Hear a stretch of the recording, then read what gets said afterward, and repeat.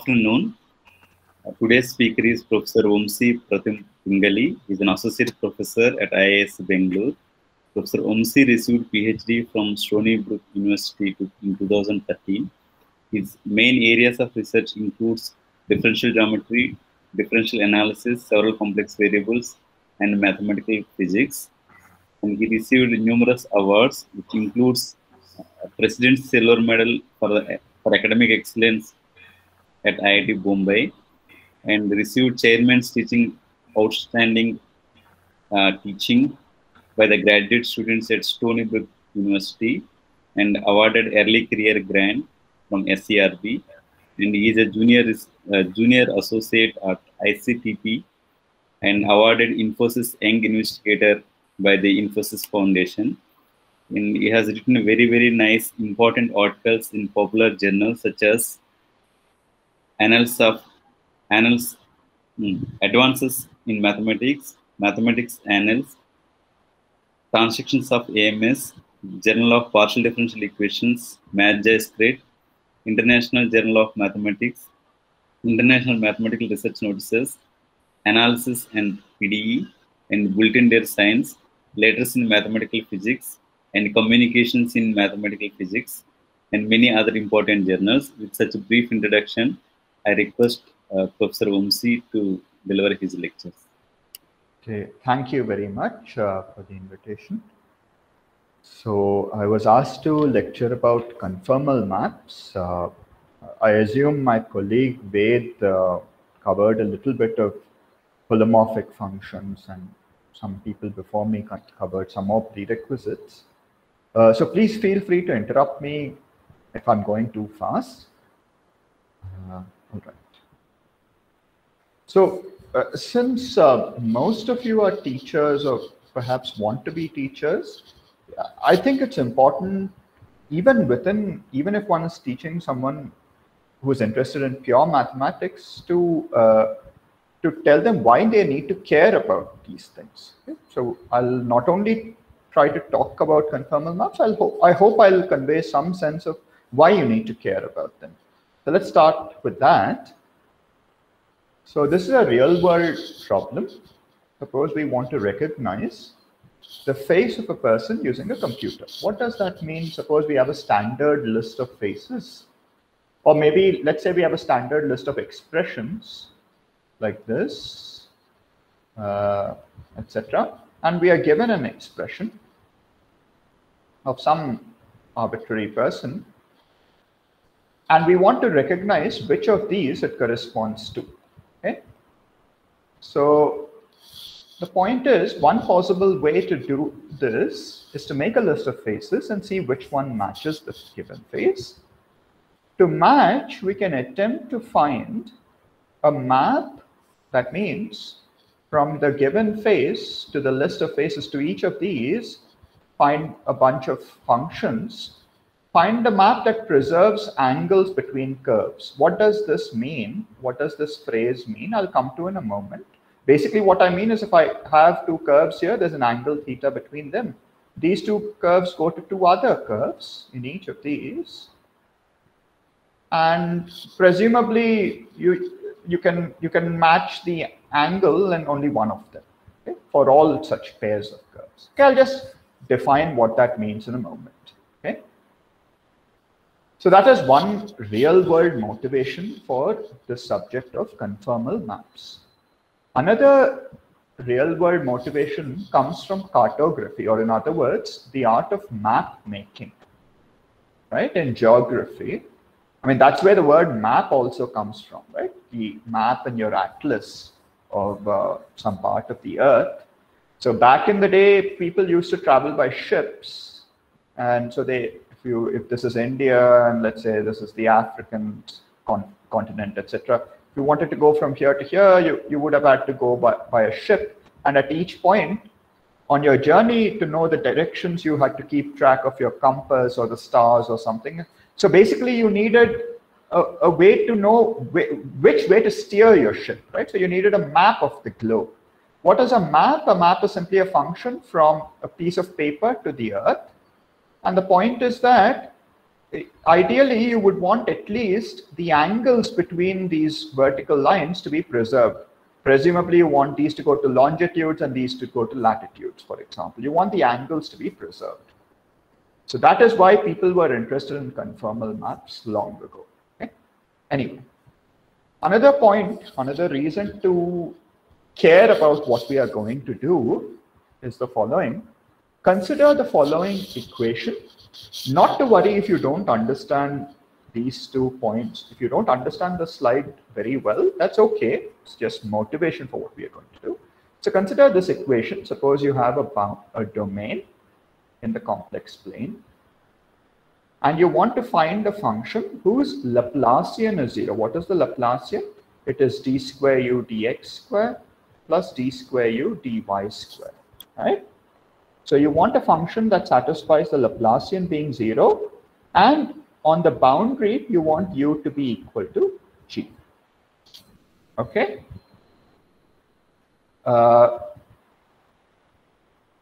So this equation arises, by the way, I really hope I'm audible.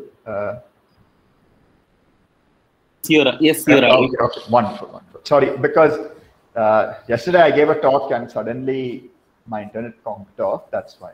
Okay, right.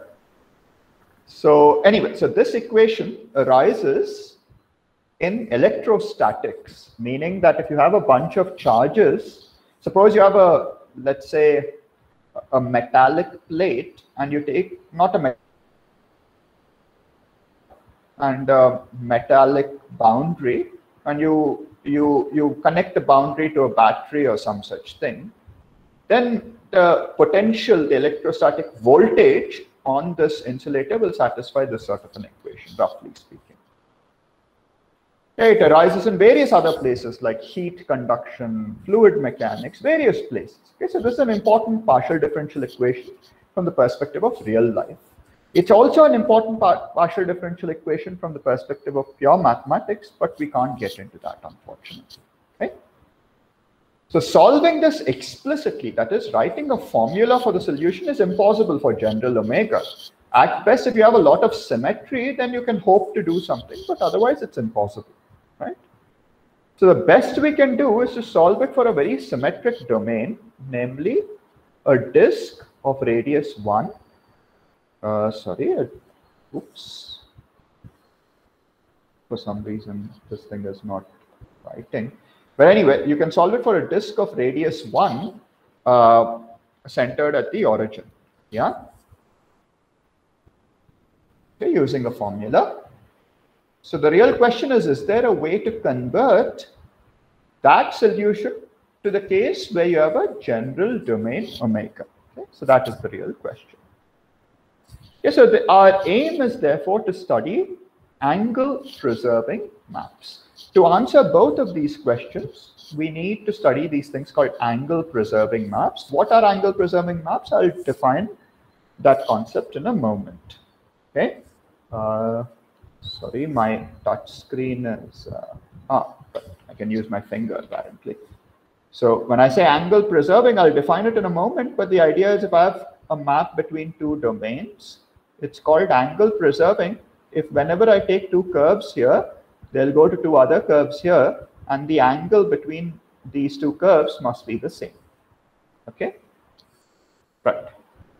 So for references, we shall follow parts of Stein-Shakachi, Alfors, and this book by Remmert mostly. But yeah, this material is drawn from various places, but it's very standard. I'm sure you can find it anywhere. All right, so let's get down to business. What is an angle preserving map? So suppose omega is an open set. Just excuse me for a moment. Let me just try to see if this is not working. All right, let me suppose omega is an open set. Yeah. Suppose gamma 1 of t and gamma 2 of t are unit speed differentiable paths. What that means is you have two nice curves here. One of them is gamma 1 of t, the other is gamma 2 of t. Their units, they're differentiable. That means that the velocity vector for each of these curves makes sense for all time. The unit speed, that means if you find the magnitude of this vector, for both of them, it is 1 for all time. Okay? So suppose you have these in omega that pass through a point P. So these two things pass through a point P, that is at t equals 0, for example, gamma 1 of 0 and gamma 2 of 0 are both P, and the velocity, the speeds are always 1. Okay? Suppose that's the case. The tangent vectors at P are gamma 1 prime of 0 and gamma 2 prime of 0. These are both vectors. They're both tangent vectors, right? Suppose the angle between them is theta. Okay, so you have two tangent vectors corresponding to these two parts. Suppose the angle between these two is theta. Okay, so if the angle between two unit speed vectors is theta, then if you take a dot product of these two vectors, it is magnitude of the first one times the magnitude of the second one times cos theta. But both of these magnitudes are 1. So this is just gamma 1 prime dot gamma 2 prime at 0 is cos theta. Yeah. Now let's make likewise, if you take cross product gamma 1 prime 0 cross gamma 2 prime 0, the magnitude of this is gamma 1 times sine theta, right? Magnitude of sine theta. But suppose we don't take the magnitude, suppose we take just gamma 1 prime plus gamma 2 prime, it's sine theta times k hat, right? Okay. So definition. A map from this open set to C is said to be angle preserving at a point P if firstly it is C1 at P.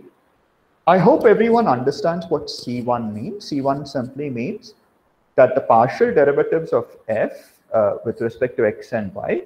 So it's a map from omega to C. So there are two components. F is u plus iv. Both functions u and v, their partial derivatives exist and they're continuous. Okay, that's what C1 means. So if it is C1 at P and this following complicated expression holds, and this complicated expression is not saying anything fancy. What do we want really? You see, sorry, let me just erase this. This is gamma 1 of t, this is gamma 2 of t, right? So what does this f do? It takes this to one curve, right? And this also to another curve. And these two curves intersect at f of p because p goes to f of p, right? What we want is the angles between the tangent vectors to be the same. So the tangent vectors for these two are gamma 1 prime of 0 and gamma 2 prime of 0 respectively. What about the tangent vectors for these two curves? It's simply the derivative of f of gamma 1 of t at 0 and f of gamma 2 of t at 0, right? We want these two to be same. What does this mean? We want this, if this angle is theta and this vector is a and this vector is b, then a dot b is mod a times mod b times cos theta, right? And cos theta is simply gamma prime 1 of 0 and gamma prime 2 of 0. So if you divide by mod a and mod b, this equation will be true. Okay. Likewise, we want the same for the cross product. That means we want this cross this to be equal to the magnitude of this times the magnitude of this times this cross this. Okay, this is what we want. So that means cos theta and sin theta are both equal, and theta is between 0 and 2 pi. So that means the angles are equal. Okay. So this is the definition of a conformal. This is the definition of an angle preserving map. It's said to be angle preserving at a point if this happens. All right. Right. So in particular, to make sense of the word angle between tangent vectors, the denominator here should not be 0. So as a part of the definition, this should not be 0 for any unit speed curve. Okay. So I hope the definition of angle preserving is clear. Yeah. All right. Let's move on. So here's an example. As soon as one presents a definition, one must give examples and non-examples, right? If one can't do it, then there's no point of the definition, right? So here's an example of a map, first of all, from C to C, namely f of z is e raised to z. I hope this exponential map was covered in previous lectures. So f of z is e raised to z. I claim it is angle preserving at the point z equals 0. So how does one prove that? Well, suppose you take a curve gamma of t. Gamma of t is x of t, comma y of t. X and y are both functions of time, right? So now the image, the curve in the target is going to be f of gamma of t, which is e raised to gamma of t, which is e raised to x of t plus I y of t, which is e raised to x of t times e raised to I y of t, which is simply e raised to x cos y, comma e raised to x sin y, right? So if you take the derivative with respect to time, you can easily differentiate using the chain rule and the product rule to get this expression e raised to x prime cos y minus e raised to x sin y prime, and likewise for the other coordinate. Now at z equals 0, at the point where z equals 0, notice that sin y is 0 because y is 0, right? And x is 0, so that is simply x prime comma y prime, right? Okay. So the dot product for two such curves is simply this dot this, right? But what is this dot this? This is exactly the same as the dot product for the original curves gamma 1 and gamma 2, right? Because the derivative of gamma 1 prime is this vector, the derivative of gamma 2 prime is this vector, so the dot products are the same. Likewise, the cross products are also the same. I hope this is clear. Okay, this is a very elementary example. So this example shows that e raised to z is indeed an angle preserving map at z equals 0. Okay. So here is a non-example, something that is not an example of an angle preserving map. F of z equals z bar. So why is this not an example of an angle preserving map? I'll leave you to think about it. In other words, come up with two curves such that the angle between these two curves changes under this map. Okay? It's not very hard to do so please think about it. All right, so I hope the definition of an angle preserving map is now clear. All right. And I also hope from the previous slide, it's clear as to why we care about angle preserving maps, right? Okay. So if you've noticed, this should be a very familiar sort of a function to you. It's an example of a holomorphic function. So the question is there a deep relationship between preserving angles and being holomorphic or being analytic, whatever term you prefer? Okay. All right, so more on angle preservation. So let's analyze this more carefully. So suppose W is f of z, which is u plus iv. U and v are functions of x and y. By the chain rule, if you take the derivative of f with respect to time, that is u prime plus iv prime, what is u prime?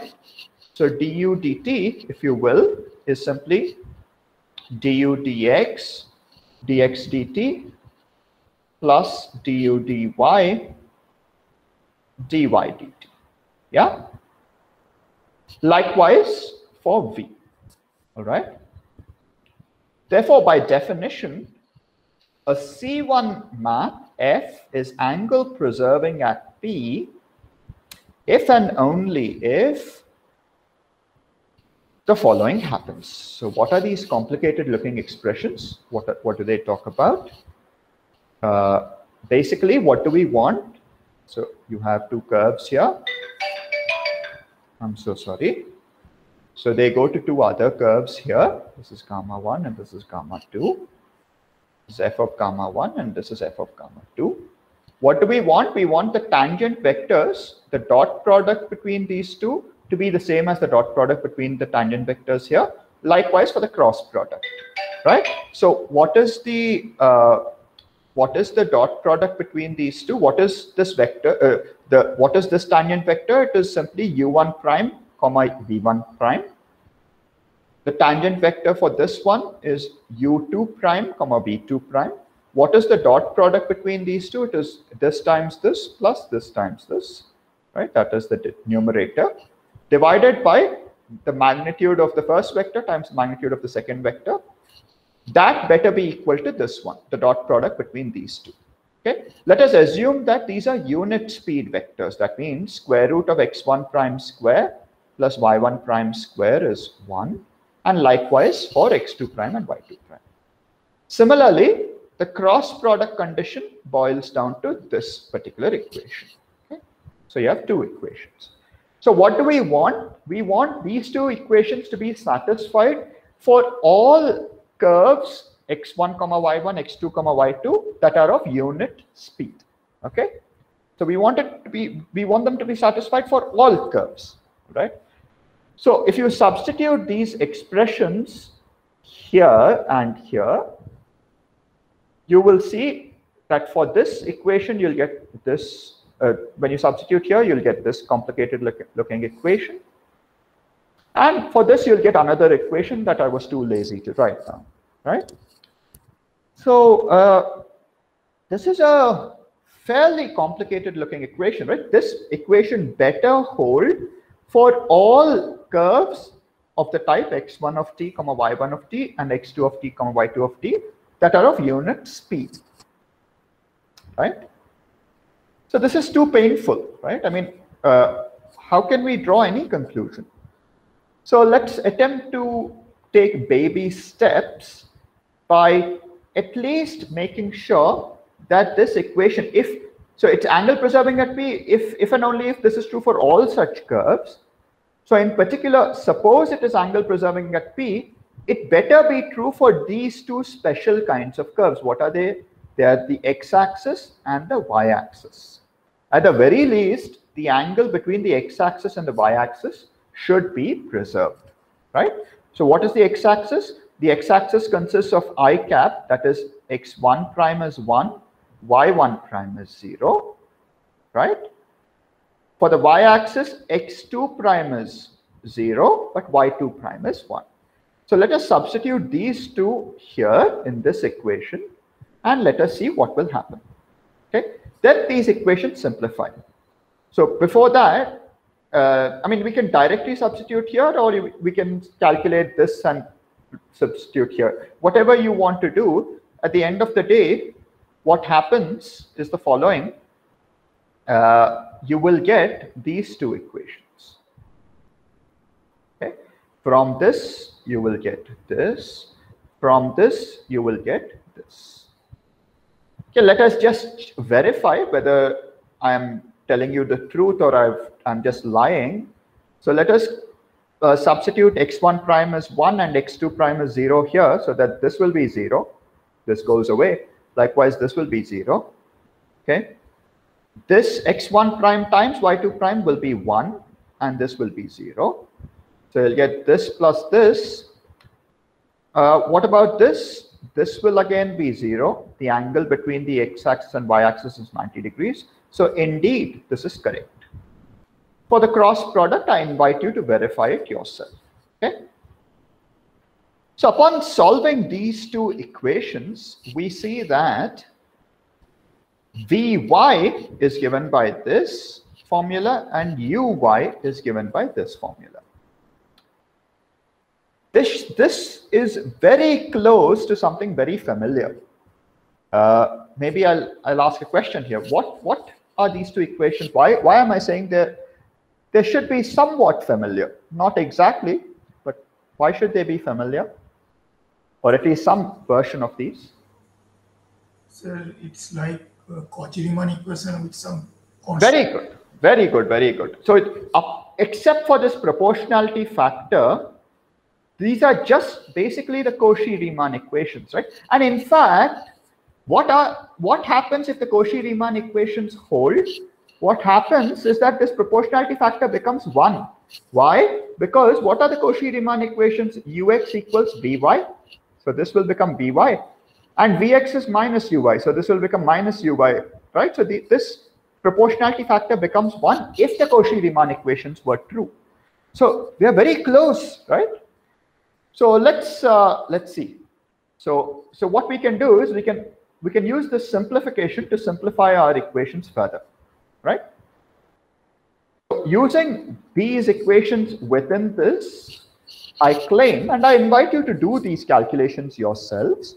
In fact, when you teach these things to your students, I would advise you to make someone come up to the board and try to substitute this here and see what will happen. That might be an effective way of teaching, but then it's up to you. It's your style of teaching, right? So thus, this equation holds for all unit speed curves, yeah? And so does this, okay? Right. So now what we'll do is we have not used the full strength of these equations. We just took preserving angles between the x-axis and the y-axis. Ideally, what we should do is at least make sure that the angle between the x-axis and any other curve is preserved, right? At least we should do this. So let's do that. So take the first curve to be the x-axis, no problem. The second curve to be some other straight line, but with unit speed. So a square plus b square equals 1. So when you substitute that here, what will happen? X prime is 1, y prime is 0. Wherever y prime appears, so this goes away. Y1 prime, wherever it appears, this goes away, right? But x1 prime is 1, x2 prime is a.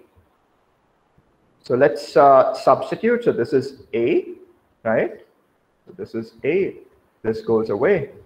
This goes away. So this is also a. And this times this. What is this? We can calculate that. That's this. What's this? That's this, right? So these a's get cancelled out and you'll get this equation. Okay, this is true for all a and b such that this happens.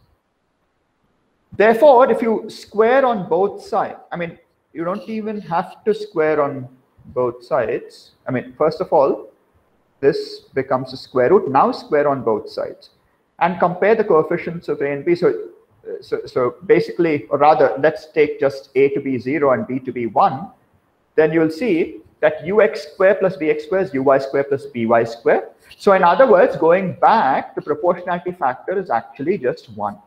So lo and behold, you have the Cauchy-Riemann equations over here, right? Wonderful. So what have we proven so far? We have proven that suppose a map is angle preserving, then the Cauchy-Riemann equations hold. So if the Cauchy-Riemann equations hold, is it angle preserving? That will be an exercise that you will do on your own and will be discussed in your tutorial session. Okay? The other way around, that this much is enough, right? In other words, a C1 function is angle preserving at all points of omega if and only if f is holomorphic on omega and the derivative is not 0 everywhere. So being angle preserving is exactly the same as being holomorphic, that is analytic, and the derivative is not 0 everywhere. Why do you want the derivative to not be 0 everywhere? Because recall that in the notion of angle preserving, we also needed this. Okay, we needed this. Okay, because it doesn't make sense to ask what angle does the 0 vector make with anything, right? So that's why. The derivative must be non-zero everywhere and it should be a holomorphic function. Okay. All right. So by the way, this is perhaps one reason to care about holomorphic functions in the first place. I don't know if anyone told you why to care about holomorphic functions. This is one reason. There are other reasons, but yeah. Okay. So wonderful. So I hope this much is clear, right? So let's move on. Any questions so far? Sir, why we are considering always a unit speed curves for simplicity for the calculation? Sorry, I didn't get you. Why we are taking unit speed curves only? That is simplicity of calculation. You're absolutely right. Okay. Even if you don't take unit speed curves, you can just normalize. And yes. If it is true for unit speed curves, it's true for any other velocities. Yeah. Okay. Yeah. Any other questions before I move on?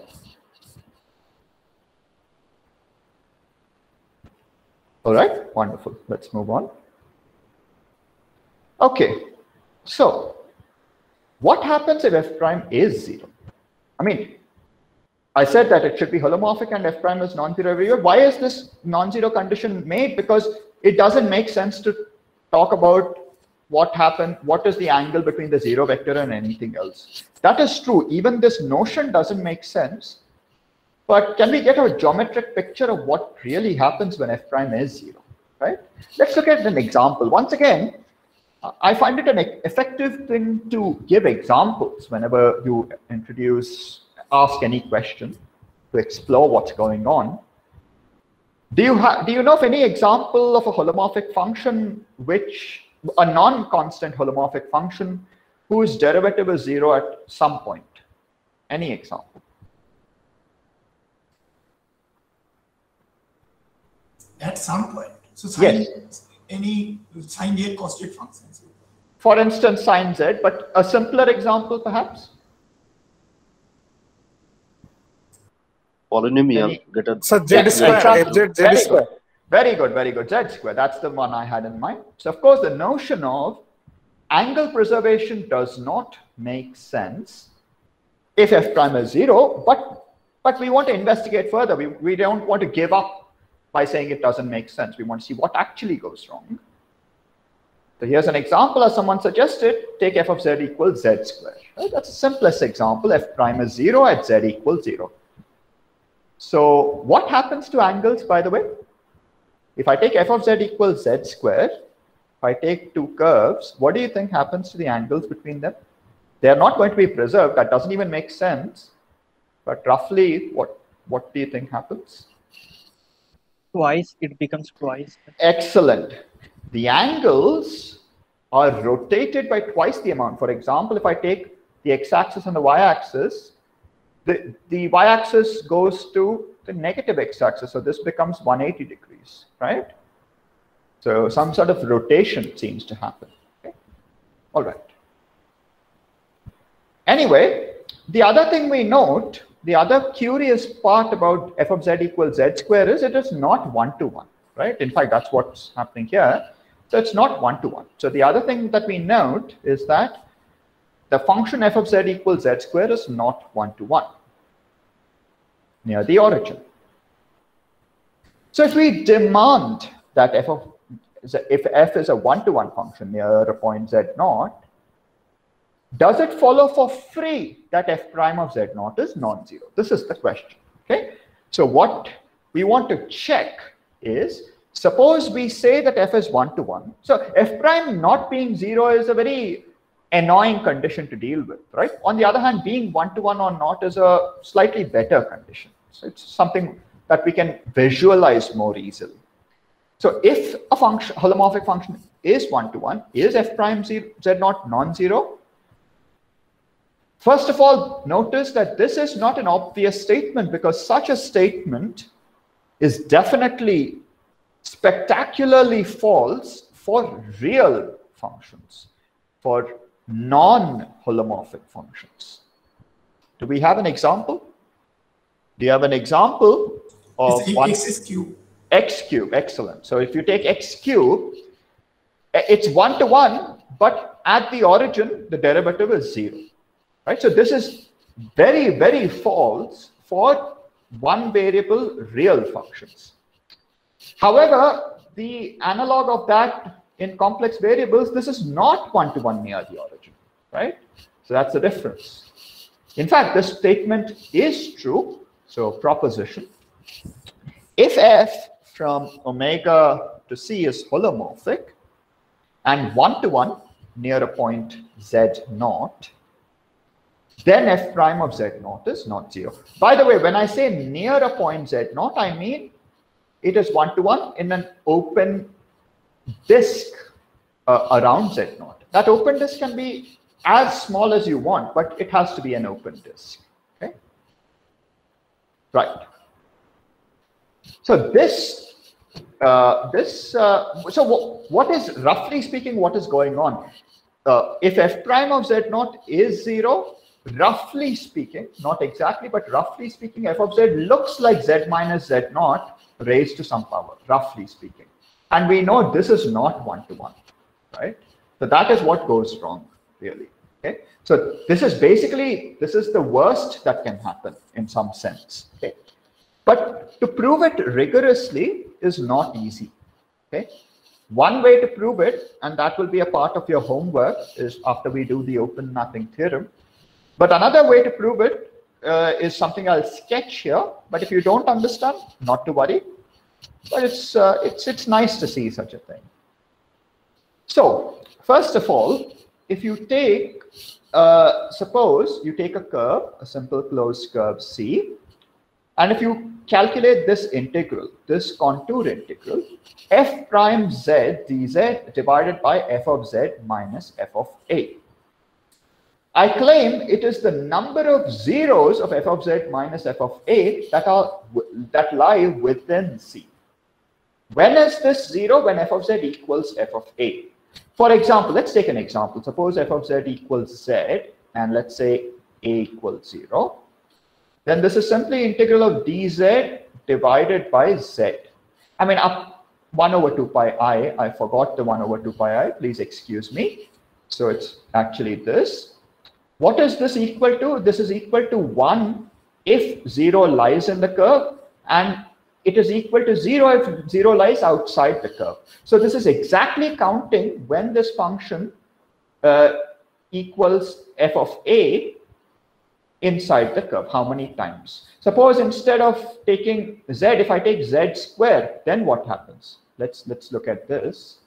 Suppose I look at the same sort of an example. Once again, I forgot that 1 over 2 pi I. So if I take f of z as z square, then I'll get 2z dz, and let's say a is 0 as usual, as before, then I'll get this, that's 2 over z, and the integral of this is going to be equal to 2.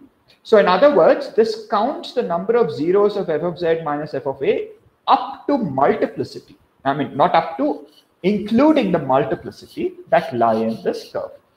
How does one prove this?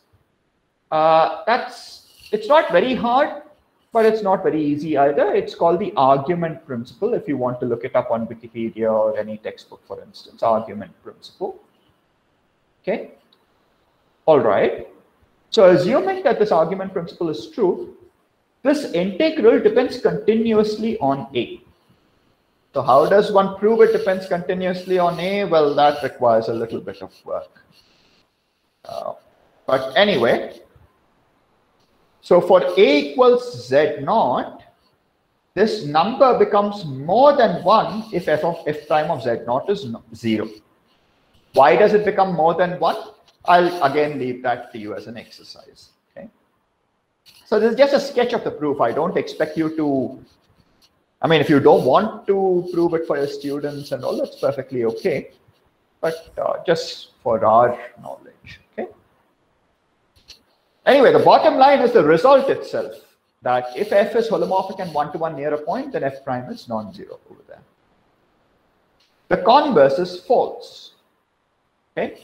If f prime is not 0 at near a point, if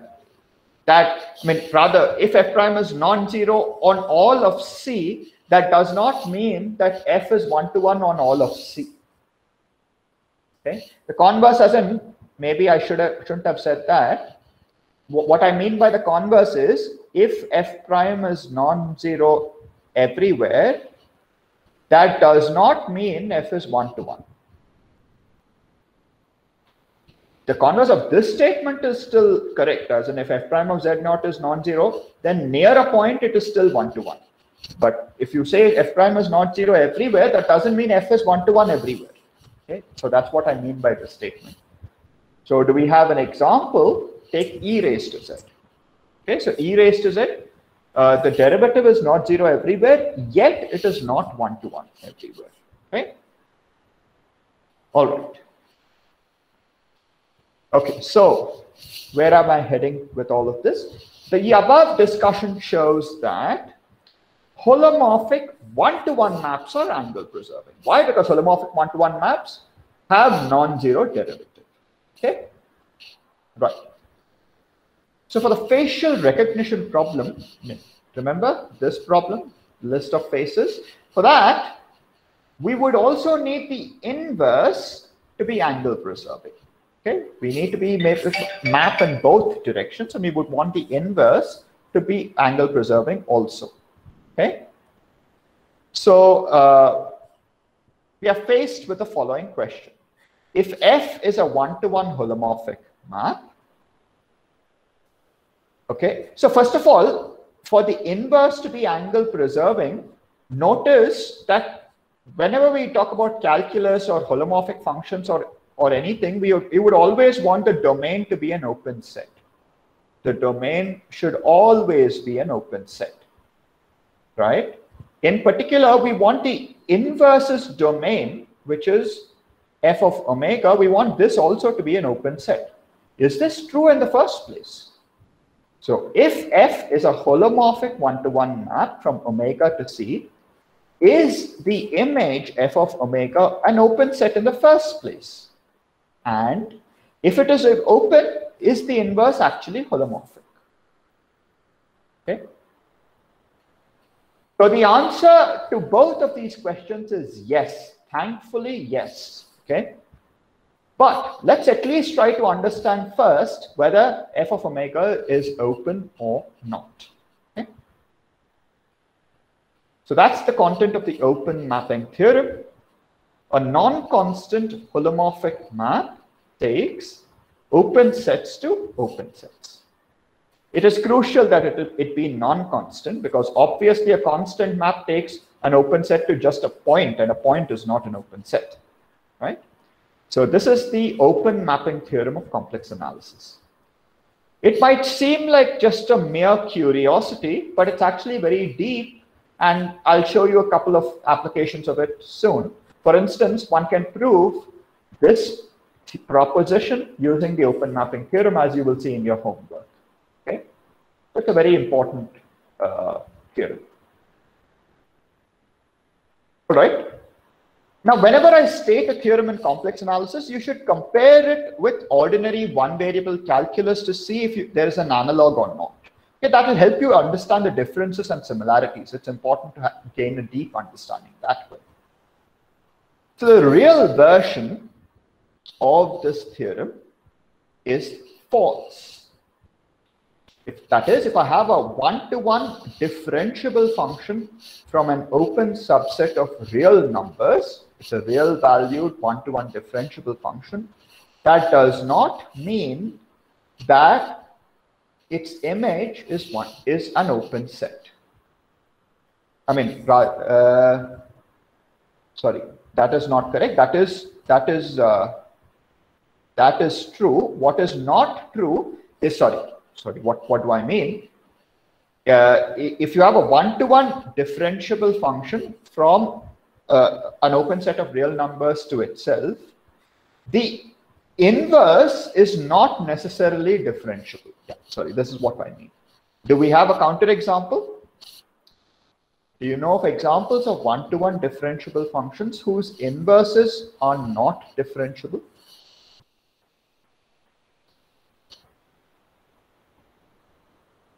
X cube. X cube, exactly. Or x square. F of x is x square, right? The inverse is square root of x, and square root of x is not differentiable at x equals 0. Okay. However, the answer to this question, by the way, is f of omega open. That is surprisingly true, And you don't even need it to be differentiable. Even one-to-one continuous functions do take open sets to open sets. And this is a difficult theorem to prove. In one variable, it's not very difficult, but this is true even in more than one variable, and it's hard to prove. It's called the invariance of domain, and it requires lots of mathematics to prove. It's not easy. Okay? So this particular part is still true. In the holomorphic context, it's easier to prove. All right. Okay, so proof of the open mapping theorem. What's an open mapping theorem? The open mapping theorem has nothing to do with being even one-to-one. Any holomorphic map that is not constant takes open sets to open sets. So how does one prove it? Suppose I have this, and suppose there's an open set. That means, let's say that, suppose f of z naught, suppose this is the case, suppose this is W naught, this goes to W naught. What I want to say is everything near W naught, an open subset, an open disk around W naught will be in the image of F. That means if I take anything in a small enough open disk around W naught, some W, there should exist some Z here so that F of Z is W, as long as W is close to W naught. This is what we want to prove, okay? Since F is not a constant, there is a small open disk, and I'm calling this open disk U, such that the closed disk is completely contained in omega. So Z naught is here. There is some open disk U which is completely, such that the closed disk U is completely contained in omega. So that over here, f of z is not equal to z naught anywhere else. Why is this correct? How does one prove that this is correct? I mean, I don't know whether the requisite theorem has been covered for you, but let's see. How does one prove this sort of a statement? So inside a ball, F would have only finitely many zeros. Absolutely. Very good. So basically, first of all, f of z equals f of z naught equals w naught. It has a finite. The set of all f of z such that f of z equals w naught. This set, if you take any finite sized ball, it has only finitely many zeros in it. Why? Because if it has infinitely many zeros, then it has the set of zeros has a limit point, and that is not allowed, okay, in complex analysis. So if it is not a constant, that means this is true. So if it is a constant, then this is false, right? So this is the only place where we are using the assumption that it's not a constant. Okay. All right, great. So nowhere else on this ball is f of z equal to w naught, right? What we need to show is that for all w close enough to w naught, f of z equals w for some z in U. So what we need to show to prove that it's an open map, to show that the image is an open set, is if I take some small enough open disk around this, for all such things, there is some z so that f of z equals this.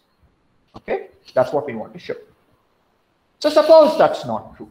What does that mean for it to not be true? No matter how close you get to w naught, there is a counterexample to this statement, right?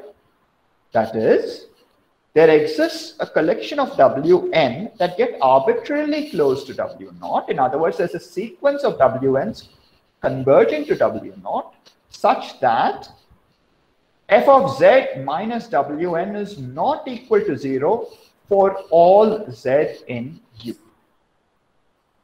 Okay?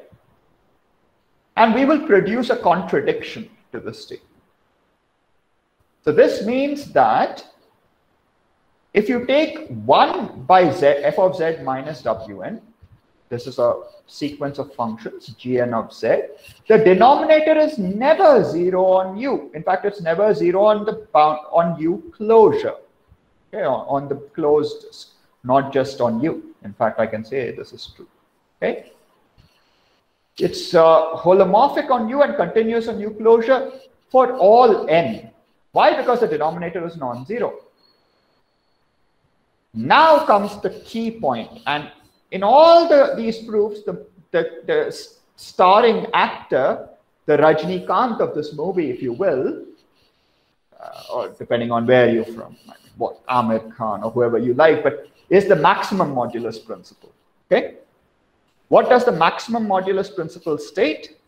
That if you take a holomorphic function on some open set omega that extends continuously to the boundary, the maximum of this holomorphic function is attained on the boundary, and in fact, it cannot be attained on the interior unless this function is a constant, right? So we know this is not a constant. So this does attain its maximum on the boundary and cannot attain it at the interior. Sir, Yeah. to use maximum modulus principle, we need our domain to be bounded on. Absolutely. This is a disk. This is a closed disk, right? Okay, yeah, good. Yeah.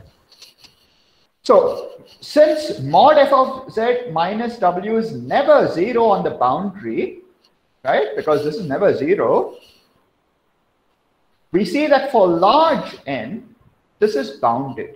So if this is never 0, right, and wn converges to w naught, it's easy to see that this stays away from 0 on the boundary for all large enough n. So 1 divided by that is bounded, okay, for some c independent of n.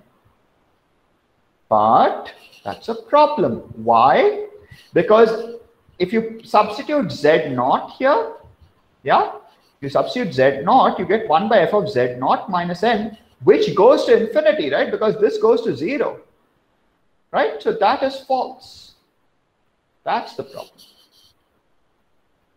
I hope this contradiction is clear. So we claim that 1 by f of z minus wn better be bounded independent of n, but when you substitute z naught, it's not bounded. That means our original assumption is false, and that means this is true. That proves the open mapping theorem. Okay. All right, so let's move on.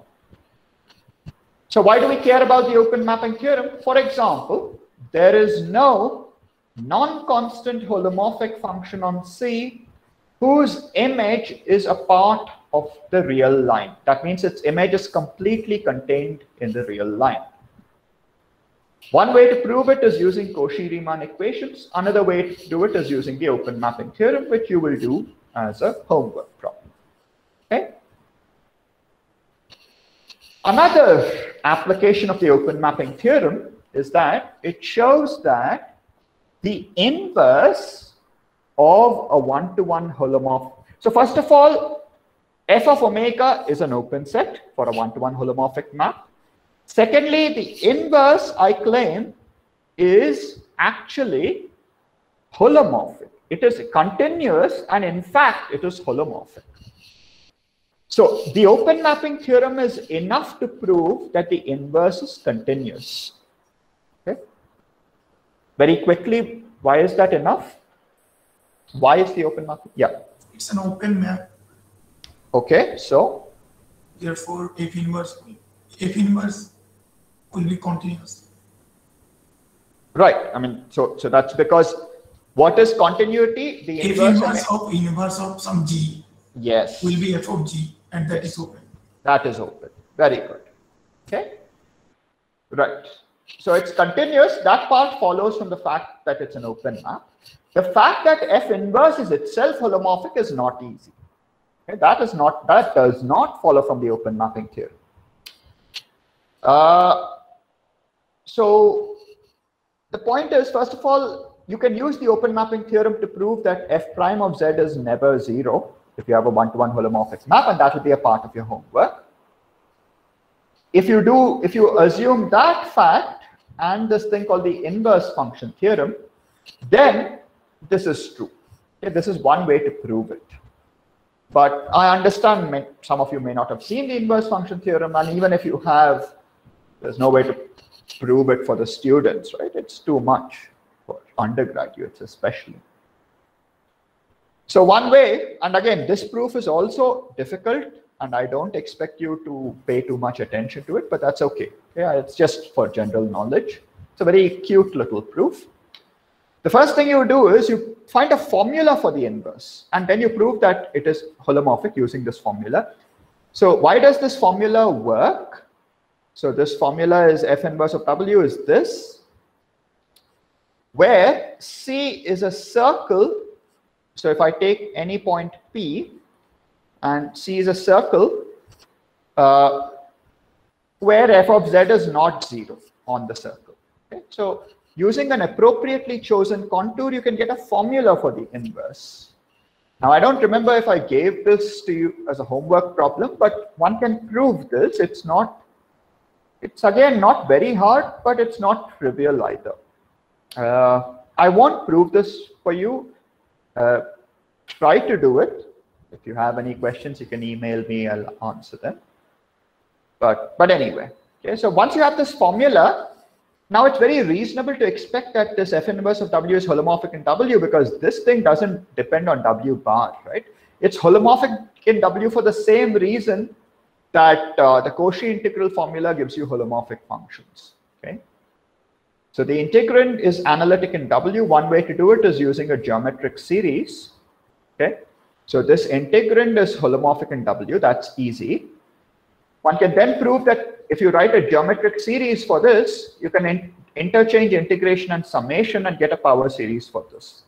That requires a little bit of work. One way to do it is using uniform convergence and Weierstrass and test and so on. But if you don't know those things or don't care, but that's okay. The point here is the result itself rather than the proof, right? Okay, so before we move on to conformal maps, any questions so far?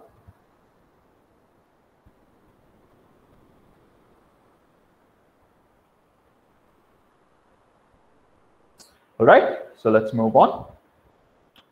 Okay, so to summarize, angle-preserving maps are precisely holomorphic maps with nowhere zero derivative, right? Moreover, one-to-one holomorphic maps do have nowhere zero derivative, and inverses of one-to-one holomorphic maps are also holomorphic. This is what we have done so far. In particular, so one-to-one holomorphic maps are angle preserving and their inverses are also angle preserving. This is the crux of what we have done so far, this statement. So if you're someone who is interested in map making, that is drawing a map of a part of the Earth on a piece of paper, I mean, you would definitely be interested in maps that are angle preserving. So holomorphic maps do the job, for example. One-to-one holomorphic maps. Okay. So whenever you see a concept that plays an important role in various aspects of mathematics, you just make it into a definition. So let U and V be open sets in the complex plane. A map F from U to V is said to be conformal. Conformal means angle preserving, by the way. I mean, the English meaning in some sense is that, but it's not exactly angle preserving in this sense. It's conformal if it is one-to-one, onto, that means its inverse exists, and it is holomorphic. So it is certainly angle preserving, but in addition to that, it is one-to-one also, so its inverse is also angle preserving. So if F is conformal, F inverse from V to U is also conformal. So conformal maps are one-to-one holomorphic maps. Okay.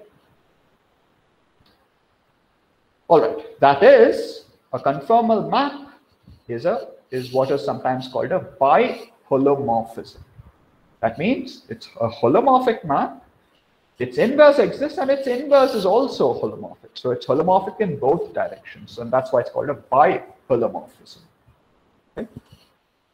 That's the terminology used sometimes by some textbooks. And if U and V are both the same open set, a conformal map is also called an automorphism. The word auto means it's self-driven, right? Like automatic, for instance. So an automorphism is a biholomorphism of a set to itself. Okay? So that's also another piece of terminology. Sometimes people write this symbol to mean the collection of all automorphisms of U, meaning it's the collection of all conformal maps from U to itself. This set is sometimes denoted as aut of U. Okay? There is more than one conformal map from an open set to itself, by the way. It's not obvious. I mean, if there is a conformal map, there's more than one. Okay? So, what's an example of a conformal map? The simplest example is f of z equals az plus b. Okay, where a is non-zero. If a is 0, it's a constant, and therefore it's not a conformal map. So where a is non-zero, it's a conformal map from C to itself. Okay, so it's obviously a one-to-one holomorphic map from C to itself. Right? Basically, what are you doing here? You're taking z, multiplying by the complex number a. What does multiplication by complex number a do? First of all, it scales distances by mod a, right? Excuse me one second. Right, sorry. So it scales distances by mod a, and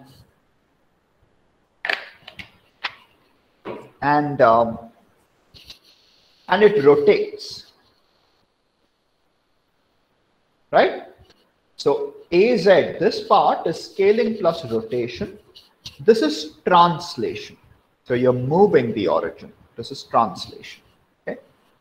This is an example. Here's one more example. F of z equals 1 by z. Now you might immediately object saying at z equals 0, you have a problem. That's right. So the domain is not all of C. It is C minus the origin, and it goes to C minus the origin. It's a one-to-one map. It is holomorphic, so it's a conformal map. Okay.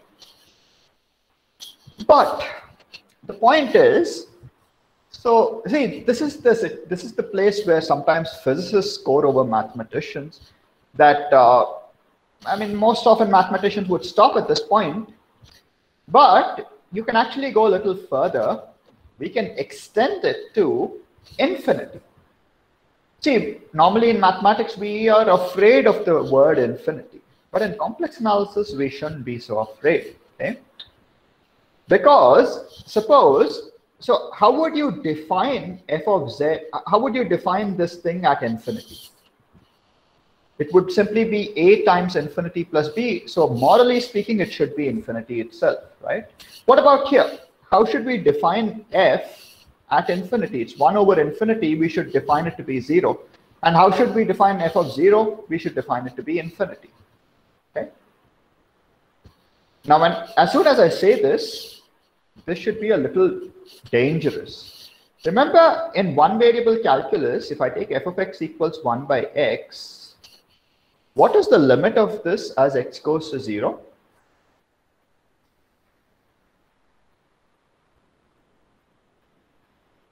Doesn't exist. Why not? Why is it not infinity? It may go to plus infinity or minus Ah, infinity. that is excellent point. So the problem here is you have plus or minus infinity. But then the same problem should occur in complex analysis also. No? So what is going on? Why am I saying this infinity? I mean, yeah? In complex, we do not have the plus minus things. Maybe, but you do still have directions, right? It could go to infinity in any direction. Like it can go to infinity like this, like this, like this. The situation is far worse in complex analysis, in fact, right? So there's a very neat trick here that makes this work that was recognized by Riemann. That is the following. So infinity is a curious number, firstly. When I say number, I must put it in quotes. Naively, we would like to think that if no subsequence of Zn converges, then Zn must converge to infinity. That is, suppose a subsequence of Zn converges, and of course Zn does not converge to infinity. In fact, if Zn is not bounded, right? If Zn has a bounded subsequence, any bounded subsequence has a convergent further subsequence. That's called the Bolzano-Weierstrass theorem. So if no subsequence of Zn converges, Zn must morally converge to infinity. This is one observation we have. However, as someone said, in the real line, you can go to infinity in this way or this way. In the complex plane, you can go to infinity in a variety of ways. So how does one get rid of this problem? Before that, we would also like infinity times anything to be infinity, any complex number by infinity to be 0, and when z is not 0, we would want z by 0 to be infinity. Now, of course, 0 by 0, we can't make sense of it. We can't make sense of this. We can't make sense of this. We can't make sense of this, and so on, right? But the other things morally speaking, we should be able to make sense of these things. So to make all of this precise, the genius of Riemann was to realize that if one added infinity to the complex plane, it looks like a sphere. In other words, even in the real line, by the way, if I make this plus infinity and minus infinity, if I want to make them both into one single point, I can make it into a circle and say that this is infinity. So in a circle, whether you go like this or this, you're going to the same point.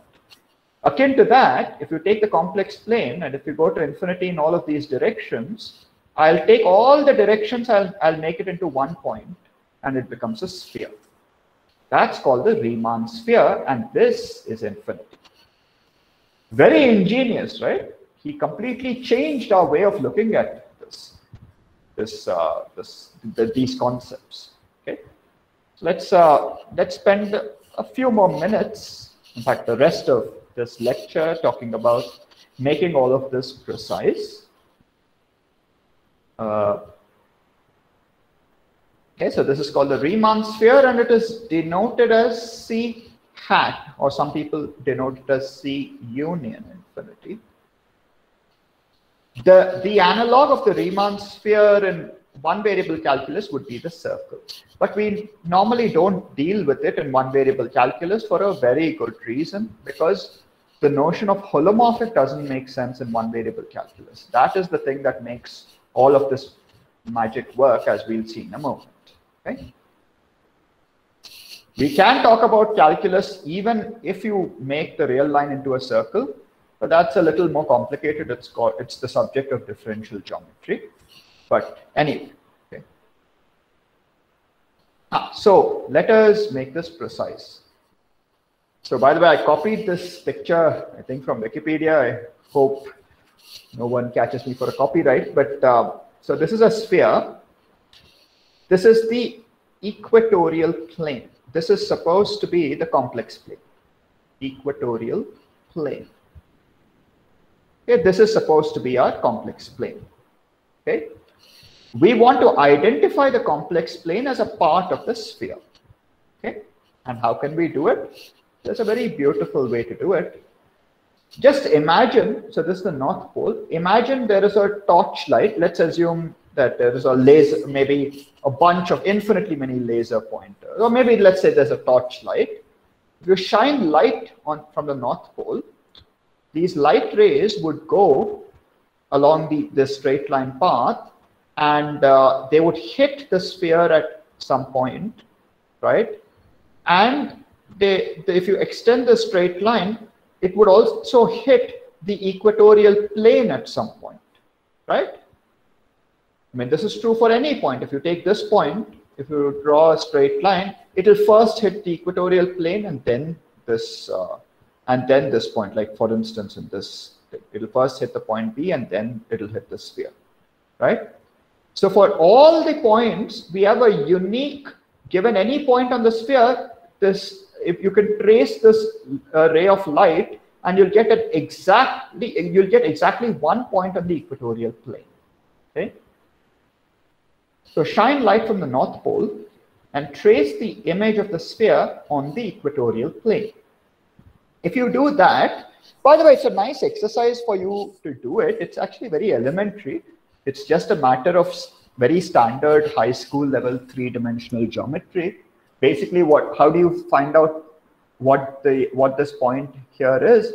You take this point, it's 0, 0, 1, right? You take this point, it's some x, y, z, right? And how do you find out the line joining these two? You can use vectors. You can subtract this from this to get the vector along this, and you can use the vector form of the equation of the line and find out this point of intersection.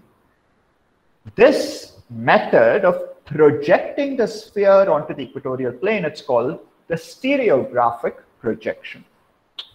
Now, if you remember your high school geography, the word projection comes up very often in map making. Okay, the standard map that you see of the world, where India is a tiny little thing here, and I mean, what?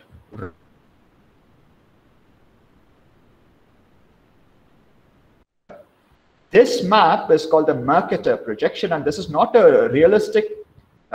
This is not a realistic portrayal of how big countries are. Russia is the largest country in the world, but it's not as large as this. And India and Australia are not as small as this. India is one of the largest countries, and so is Australia, right? So the distances are distorted. Okay? But anyway, so the stereographic projection is one way to draw a map of the Earth on paper, by the way. Anyway, so the point xyz goes to the complex number x plus iy divided by 1 minus z. Oh, by the way, this is the unit sphere in the sense that the radius is 1, so x squared plus y squared plus z squared is 1. You can do this as an exercise. Okay, when you give this to your students, you can ask them to do it as an exercise, for instance. So the North Pole, unfortunately, does not go to anywhere on C, because what is the North Pole? Z equals 1. And there is no complex number that does this, right? In fact, the North Pole doesn't, if you try to see where the North Pole goes, it doesn't go anywhere. I mean, it has lots of directions where the light goes, but none of them intersect the sphere. None of them intersect the equatorial plane, right? So in a sense, all the directions become the North Pole. So that is why the North Pole should be thought of as infinite. Okay. So this is the relationship between the complex plane and the sphere. The sphere is called the Riemann sphere, and the North Pole should be thought of as the complex number infinity. Right? Now we want to do complex analysis on the Riemann sphere. What does that mean? We want to define the notion of a holomorphic function on the Riemann sphere, for instance. Okay? So if we want to study what happens at the North Pole or at infinity, we must, so suppose we want to study the North Pole, right? Then what should we do? We should shine light from the South Pole. Then the North Pole does go to a point, it goes to 0, right? Then the North Pole does go to 0. So we must consider shining light from the South Pole. In that case, you don't get x minus y, or x plus y, iy over 1 minus z, you get x minus y over iy over 1 plus z, which is 1 by alpha. In other words, this complex number, if you take 1 by that, 1 by 0 is infinity, right? That's basically what's going on here. In other words, it's reasonable to require 1 by 0 to be infinity and 1 by infinity to be 0, provided we think of infinity as the North Pole of a sphere. Okay? And as always, these quantities are undefined. This you can't do any better, right? Why is this? Why are they undefined, by the way? Why can't I do some clever geometric trick like this to talk about 0 by 0?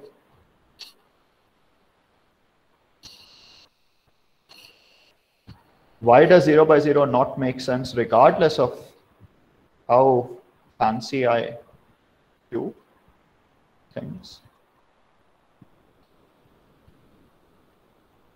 It will not give uniqueness, right?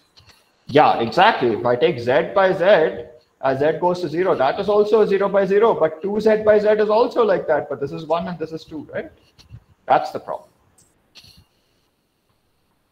Anyway, so moreover, a holomorphic function from the Riemann sphere to itself is defined to be a meromorphic function. By the way, have you heard of the word meromorphic? Have my colleagues done that? Someone has, or anyone has the notion of a meromorphic? Meromorphic is not a... It's not been covered? Okay. Yeah. But have poles been covered? Poles and zeros? Essential singularities, poles? Singularities covered. Singularities have been covered. Okay, very good. So, meromorphic function is a very fancy name for something very simple. A meromorphic function is not a holomorphic function on all of C. It is a holomorphic function at most places on C. But there are singularities, and the singularities are all poles. That is, none of them is an essential singularity. Okay. So, for example, a meromorphic function, near any point, it is a ratio of two holomorphic functions defined over that point. Okay. But basically, they're all poles. The singularities are all poles. Do you know an example of something that has an essential singularity? E power 1 by z. So e power 1 by z is not an example of a meromorphic function. What is an example of a meromorphic function? 1 by z is 1 by z times z minus 1 square, or maybe e raised to z by z minus 1 square, etc. These are all meromorphic functions. This is not a meromorphic function. Okay? All right. So a holomorphic function from the Riemann sphere to itself is simply a meromorphic function such that f of 1 by z is also meromorphic. Okay? So what's an example? Suppose I take z times z minus 1. This is a meromorphic function. Why? Because it has two poles, that's 0 and 1. They are both poles, right? They are the only singularities. There are no essential singularities. If I replace z by 1 by z, what will happen? And why am I replacing z by 1 by z? Because I want to see what happens near infinity. And to do that, I must invert, right? So if I want to study what happens at infinity, I can just take 1 by z and see what happens at 0. That's the same as saying what happens at infinity. And this is simply z squared divided by 1 minus z. This is also a meromorphic function, right? So a meromorphic function from the Riemann sphere to itself is a meromorphic function from the holomorphic function from the Riemann sphere to itself is a meromorphic function from C to C, so that f of 1 by z is also meromorphic. Indeed, given such a function, we simply declare, so what happens to infinity? Suppose I take infinity, what should I do? I should simply say infinity is simply f of 1 by 0. So I said this is also meromorphic, right? So let's call this g of z. Take g of 0. Okay. If g of 0, if g of 0 is something like 1 by 0, then declare it to be infinity. Not a problem. Okay. If it's like 1 by 0, declare it to be infinity. Otherwise, you just take this. Okay. So in other words, if you give me the right kind of a function from C to C, it can extend to infinity. How? You just simply declare that whenever you have infinity, just substitute it into your function. If you have 1 by infinity, you get 0. Otherwise, you will probably go to infinity. Likewise, if you have any pole, a place where you have a singularity which is not an essential singularity, declare that it goes to infinity. That is, 1 by z minus 1 square is infinity at z equals 1. Just declare it like that. Okay? And that makes sense because of this property. Okay? This is the key point. So example, z goes to az plus b can be thought of as a function from the Riemann sphere to itself, because if I replace z by 1 by z, it's meromorphic, and f of infinity is infinity. Okay. Likewise, z goes to 1 by z is also such a function, and f of 0 is infinity, f of infinity is 0. What is a non-example? You can't simply just give examples and be done with it. You should also give a non-example. e raised to z is not a function that can be defined on the Riemann sphere. Why? Because e raised to z is holomorphic, no problem. But if I replace z by 1 by z, it has an essential singularity. So what is the problem with an essential singularity? That means this limit does not exist. If I go to infinity, if I take z goes to infinity, this doesn't go to a unique number, right? Because suppose z is equal to minus x, where x is a real number. Okay? Sorry. Then as x goes to infinity, this goes to 0. Suppose z is plus x, and then as x goes to infinity, this goes to infinity, right? So this limit doesn't exist. In this case and this case, the limit does exist. Okay? So that is the genius of Riemann, that you can talk certain kinds of functions, namely metamorphic functions, such that f of 1 by z is also metamorphic. Such functions can be made sense of even at infinity. That is the point. Okay. Right. Well, we technically have 5 or 6 minutes, but I'll stop the lecture here.